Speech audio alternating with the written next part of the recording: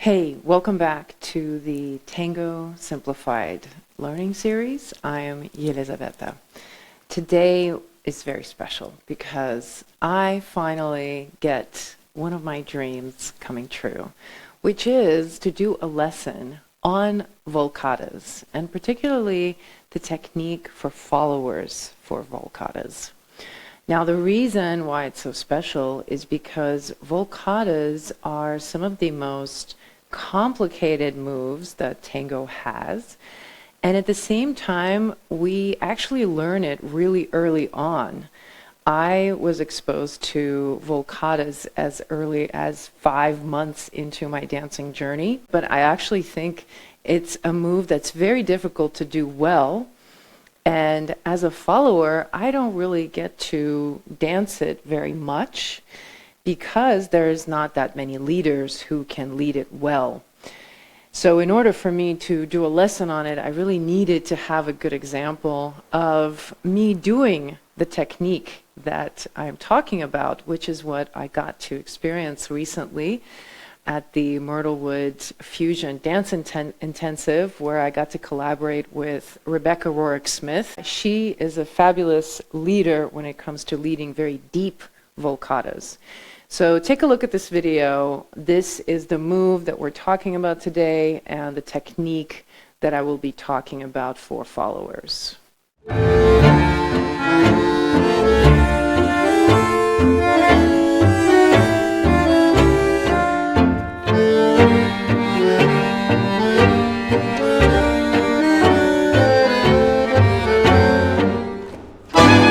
All right, so obviously volcadas don't have to be that deep. What we are showing in the video is really an extreme volume of this move.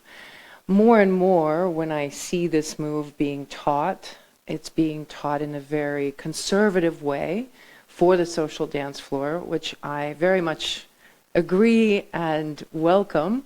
But the technique for the very conservative version or the very extreme version is the same.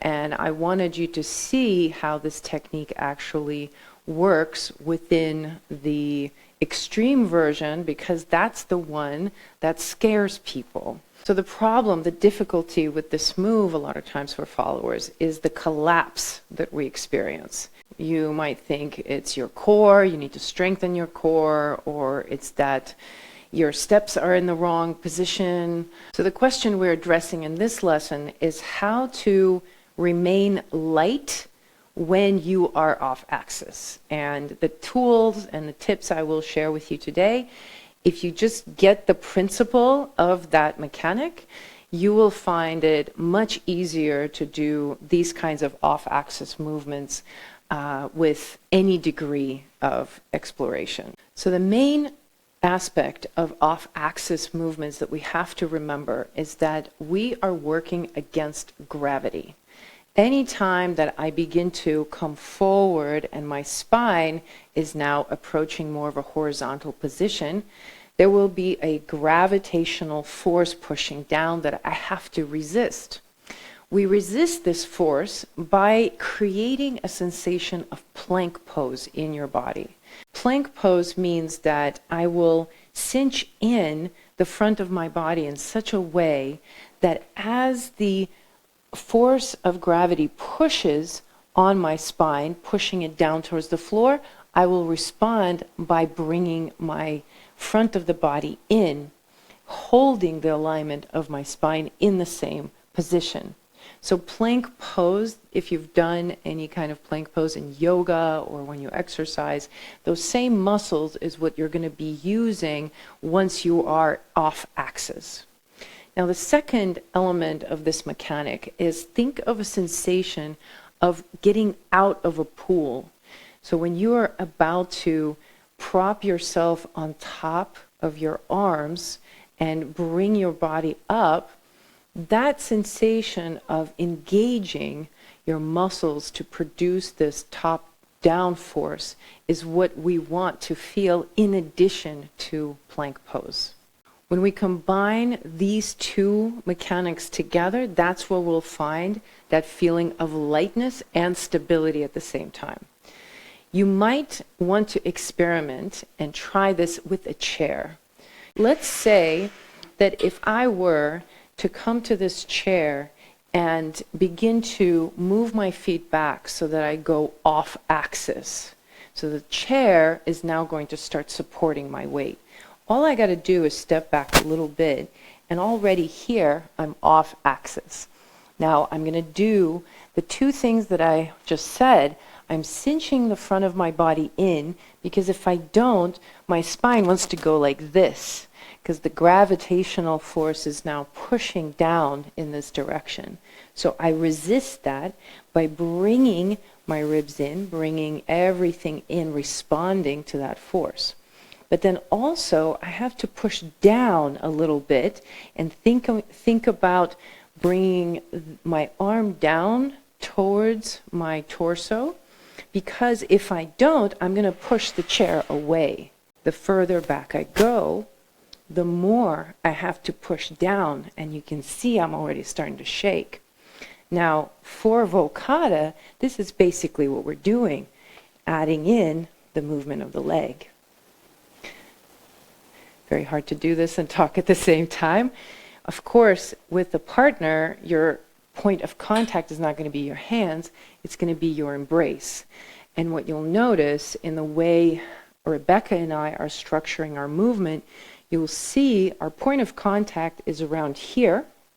And what I'm doing in the moment that I'm off axis is I'm both keeping my ribs in and feeling that this is engaged, pushing into the point of contact, and she is responding and giving me the opposite force in the opposite direction. And that's how together we're able to offset each other's weight and achieve this movement. So now that you understand the actual mechanic, this combination of plank with that pushing up out of the pool, that sensation, you can just imagine it when you're dancing and practice any time that your partner takes you off axis. Your reflex is to fire that sensation, to feel that both you're keeping the ribs in and you're pushing up. So try this out, and I'm also curious if you have some tips for volcada technique. Leaders, do you have any requests when you are leading followers into volcadas? Is there something that you find particularly challenging on the social dance floor? And for followers, are there specific requests you might have about this move for leaders? Let me know in the comments. And of course, if you want to learn more about alignment and how that affects your dance and how to arrange your body for better balance, check out my solo tango mechanics course inside I'm So Tango School Online. You get 30 days free to check it out and see if it's right for you. The link is in the show notes. If you've made it this far and you're still watching and you haven't subscribed yet, go ahead and click that subscribe button, because I post one of these every Saturday. And I hope I see you at the next one. Ciao.